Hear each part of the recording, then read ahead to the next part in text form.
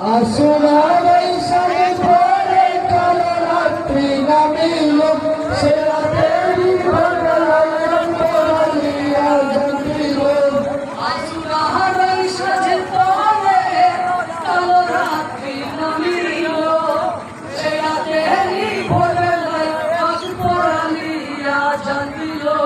আসুনা বৈশাখে পরে কালো রাত্রি নামিল সে রাতেরই ভোরবেলায় পরালিয়া জন্মিল।